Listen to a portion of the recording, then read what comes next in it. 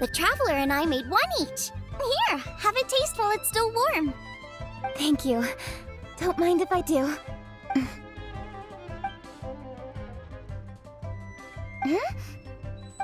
What is it? What does that face mean? This flavor...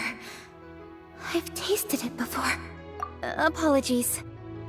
Xiangling, Traveler, thank you both.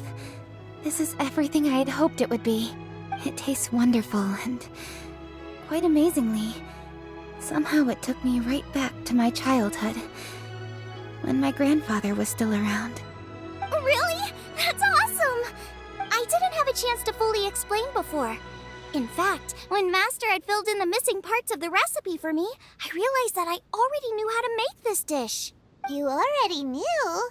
You mean you were able to make this without ever seeing the recipe? Uh-huh.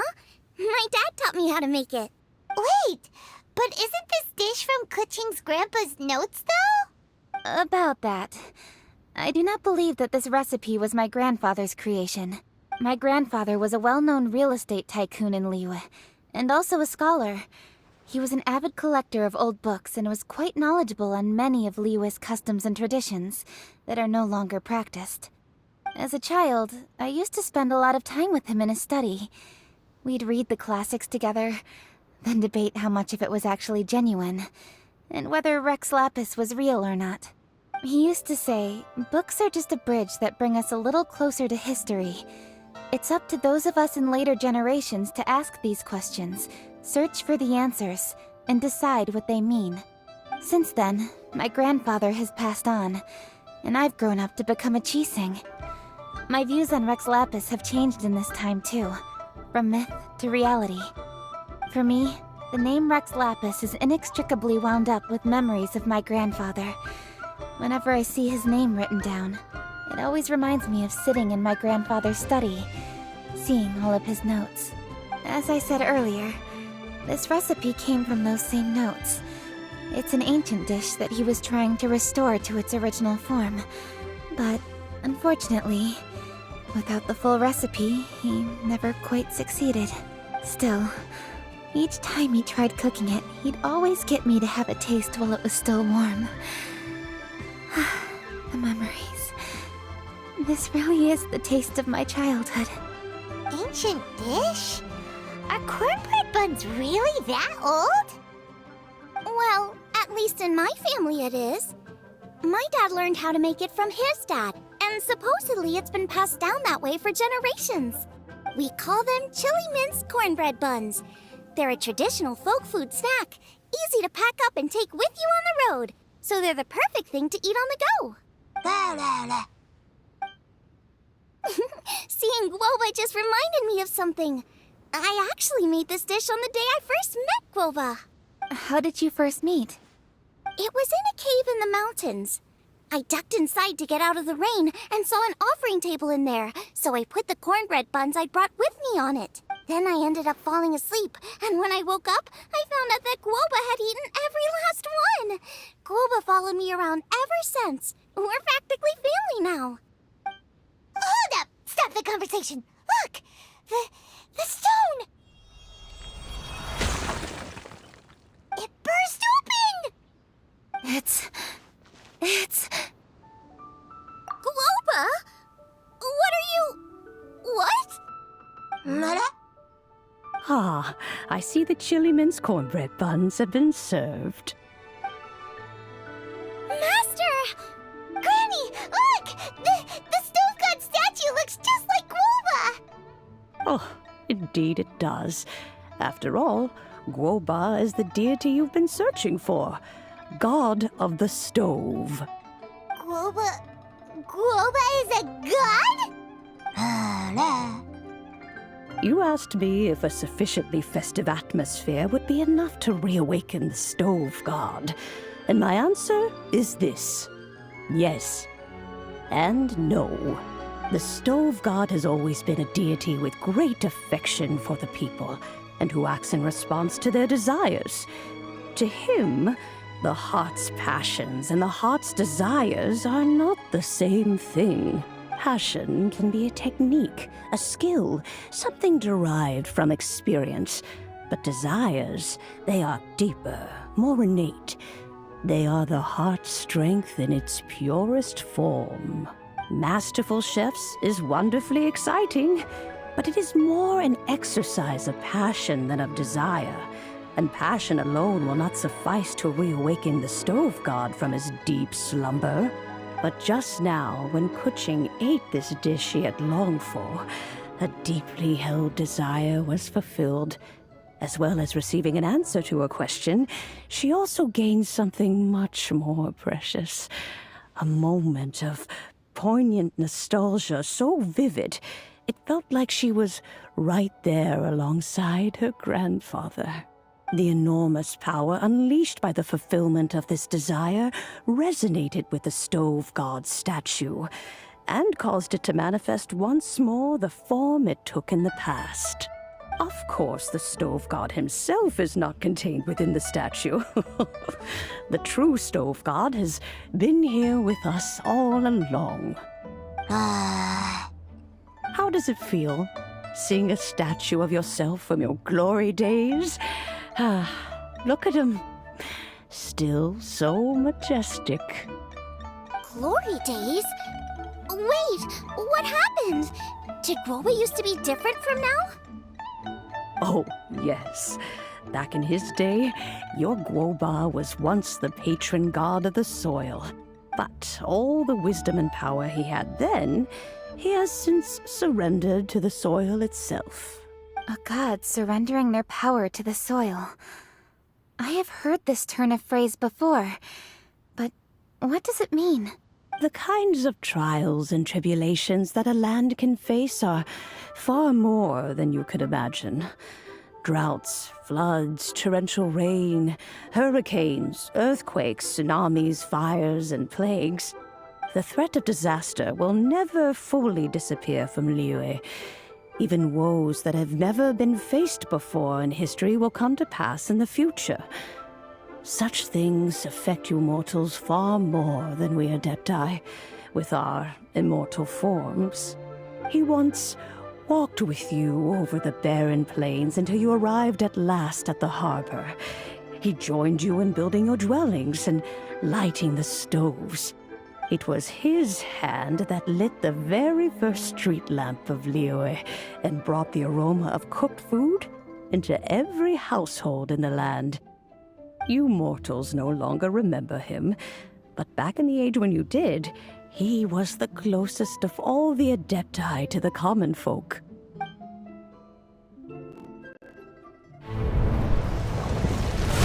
Machosius, god of the stove, born from a spark when stone struck stone.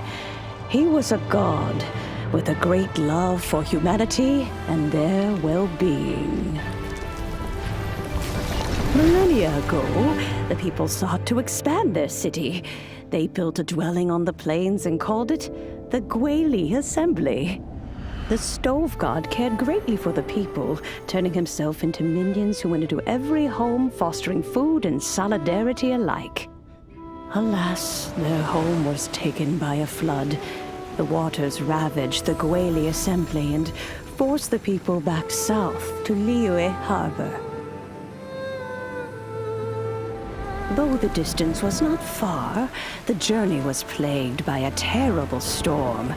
For a dozen days, the Adepti stayed by their side. During this time, the stove god cooked an ancient delicacy, flatbread with a meat sauce to stave off the cold and damp, fit for those on the move. Centuries later, disaster and plague arose once more. The stove god would appear no longer, for he placed all of his power into the land itself to quell the calamities. His power expended, and his wits greatly reduced. Thus his body decreased in size. By the time he parted ways with us, he wasn't even the height of a human. He told Rex Lapis and I of the dishes that bring joy and of the secrets of the flame, then went into the mountains and entered into a long slumber.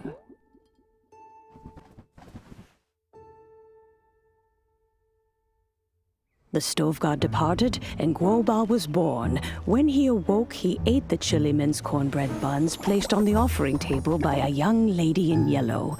Though he did not remember the past, he was profoundly moved and decided to follow this young lady thereafter.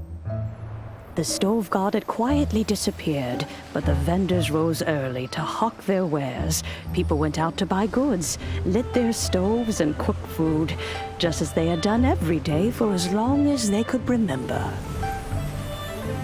In Liyue, things have always been this way.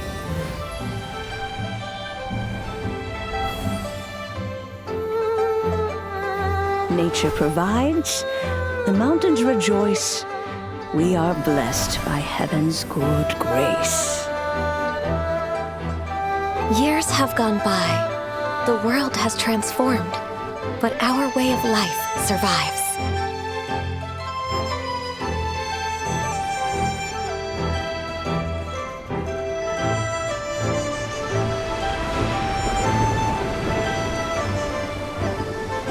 Fame and fortune is only a season. It is the moment that we should embrace.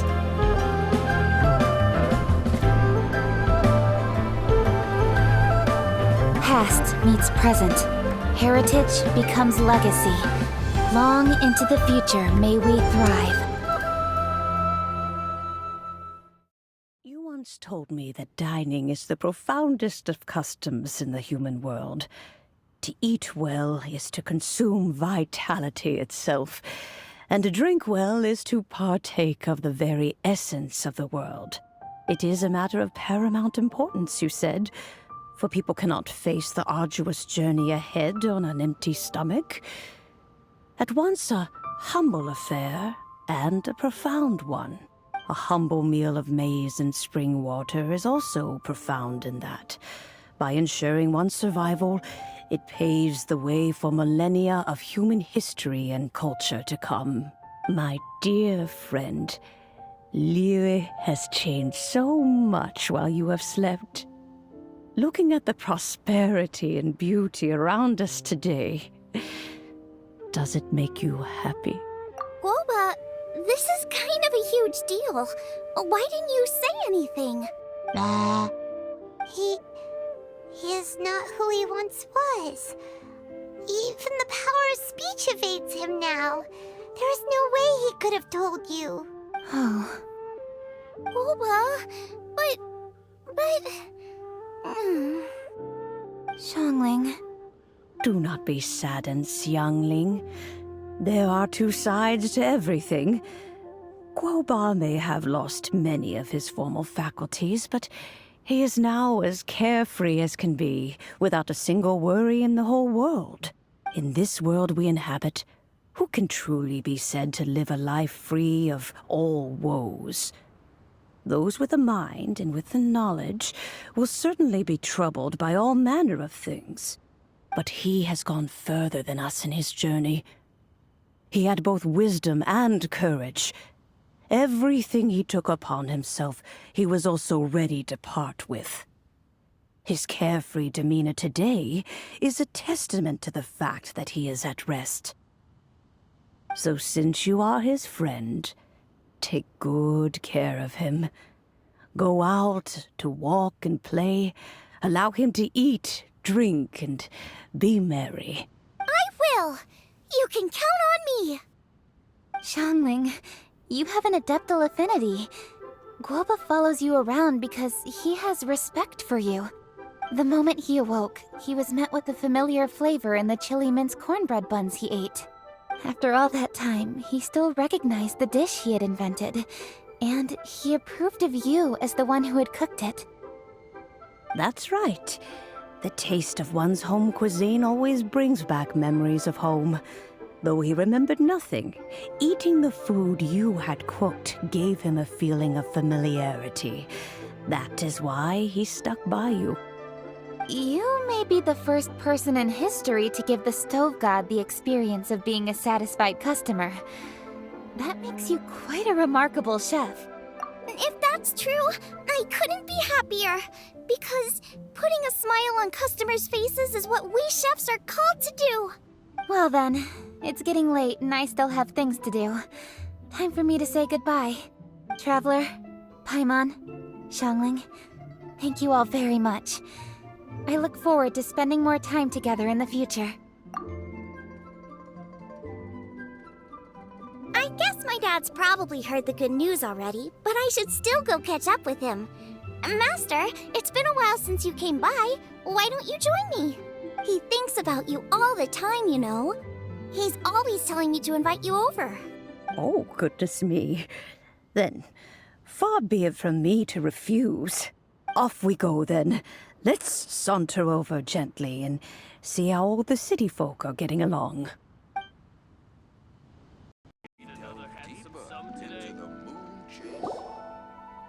Hi, Dad. I'm back. Hey, what are you doing there? I should be the one handling that. Oh no! Guoba's taken off!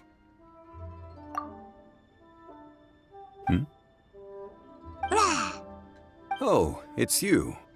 Hello there, old friend. Oh, bless my soul. Are you out for a stroll as well? Given the season, it felt fitting to take a leisurely walk while the meal is being prepared. Quite right. And it also gave us the chance to run into you. Guoba may not recognize you, but as ever, he seems quite delighted to see you. So, Guoba doesn't remember anything, but can still feel when something's familiar? Friendship will always withstand the ravages of time. Traveler, what do you think of the name of this festival? Moon Chase. The moon is a carrier of countless emotions. So many things only seem to surface as we gaze up beneath its poignant glow. Wherever the moonlight shines, the heart is wont to follow. Fond memories of those no longer with us. Debts of gratitude to old friends. The meaning of ages past and gone. All wrapped up in the city that has existed for so many moons to date. All these things and more. They are why people chase the moon. In old age, the sight of many things puts one in a wistful mood. But children are always a beautiful sight to see. Such exuberant life force. It seems to well up from deep within the land itself. A land that has been in existence for so many millennia, and yet one that still dazzles today. Traveler, this Moon Chase Festival has been all the more entertaining with you here to witness it. Now, let's have Xiangling brew us a nice pot of tea. We shall drink and chat at our leisure.